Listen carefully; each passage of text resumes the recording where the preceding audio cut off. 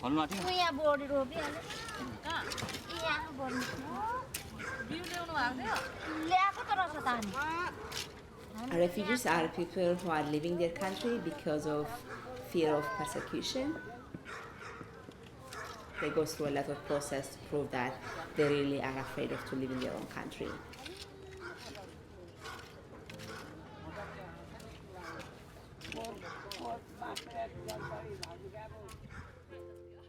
I was tortured, with blindfolded, handcuffed, knee on the, that kind of concrete that with small stone, left the ledge behind, long time.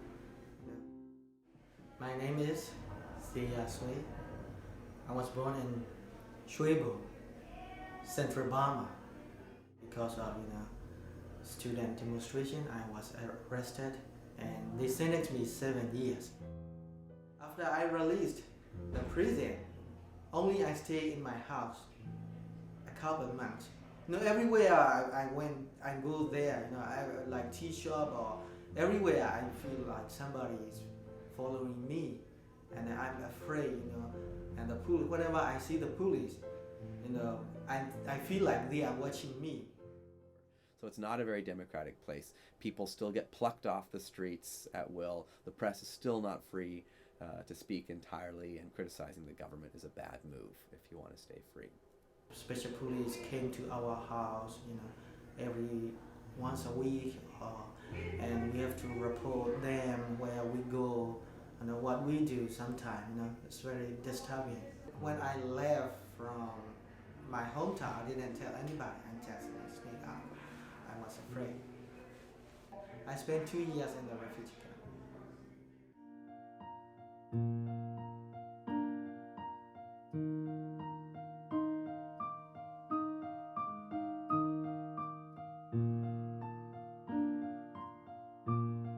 Refugees don't make the decision about where they go, but they do have an opportunity to influence where they will go by sharing if they have what's called a U.S. tie somewhere. So if a refugee is ready to leave the camp, say in Thailand, a Burmese refugee coming out of the camps in Thailand, when they do their case processing, they ask them if they have any family or friends in any other countries. Like when I was told I was coming to Buffalo, I just went online and Googled what Buffalo is, what the weather is. But most of the majority of our refugees they will just come to Buffalo. But I choose Buffalo. Because I know someone already here, and I told them I have a friend in Buffalo. That's why they sent me to Buffalo. The national offices from all of the different resettlement networks meet weekly, and they look at all the cases up for resettlement, and they determine which city is best suited to take that case. They look at our capacity, meaning the numbers that we have, and also our special needs. We have a declining population, we have a lot of empty houses, we have seats in schools that are empty. So that's part of why we have refugee resettlement. It's not only the humanitarian purpose, it's also to help our cities.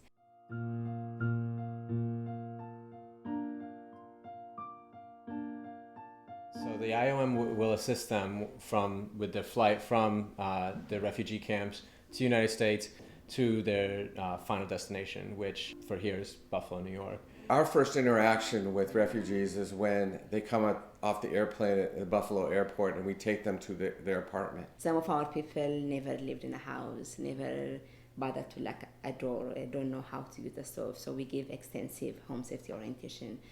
Work with a housing specialist to make sure that they have appropriate housing upon arrival and make sure they have food and everything when they come. And then I'll orient them on their new life in America as new Americans for the first 3 months, 90-day period. Yeah.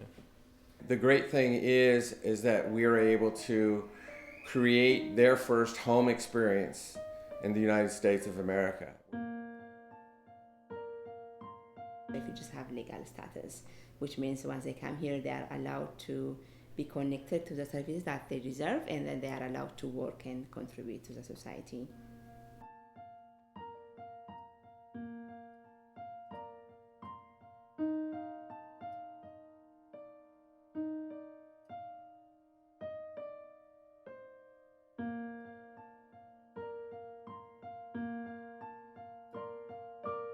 We do a lot of things here. We help educate the new refugees. We help get them job skill training, employment. We have employment department who help them to find jobs, and the employment department will counsel them on jobs available in Buffalo, what kind of job they can do. So we're making sure that they have the skills necessary to be independent and self-sufficient. Here in Buffalo, we have a small farm in the city, not far from the office, where we work with refugees from Burma and Bhutan and a couple from Iraq. This year, each of the participants will have their own growing space, and half of which they will be able to grow whatever they want to bring home for themselves and their families to eat. And the other half of their space will be dedicated to either selling vegetables at a farmer's market, the ECMC farmer's market, and each of the members in the program will get paid for the vegetables that they're selling either at the market or to the CSA.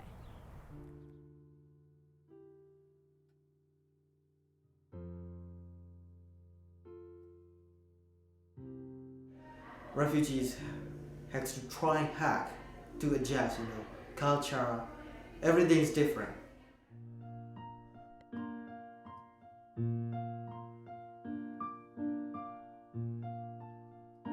Then the kids adapt the culture and language so quickly.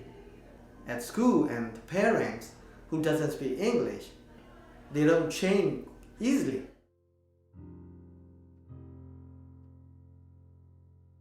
I want people to know is refugees have lived their life independently. When they come here, it's not that they will just be dependent on the American system, that they will just take advantage of the system. There are people who will contribute back to the community, who will work hard and make Buffalo a better place for everybody to live. There are many ways that you can help welcome our new neighbors. Now, Buffalo is known as the city of good neighbors and also the all-America city. So these are tangible ways that we can show that we really live up to those monikers, that we live up to that reputation. So I would challenge anybody who's interested in helping to shape Buffalo to join us on this great adventure. One story I want to share is I had a client, I think 2 years ago. She came from Ethiopia. She lived in a refugee camp for more than 5-6 years. And I took her to her apartment, and she was really surprised. I showed her her bedroom, her living room. I gave her home safety orientation. And when I was leaving her, she's like, "Is this all mine?" I was like, "Yes, it was bought for you from the government. The US government gave you some money. That's why we bought you this stuff." She's like, she kind of cried, and she said that was her first time that she ever owned something of hers. She's like, "So this is mine." I was like, "Yes."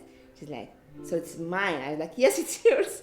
And she was very happy, and she started crying, and she said for the first time in her life she owned something.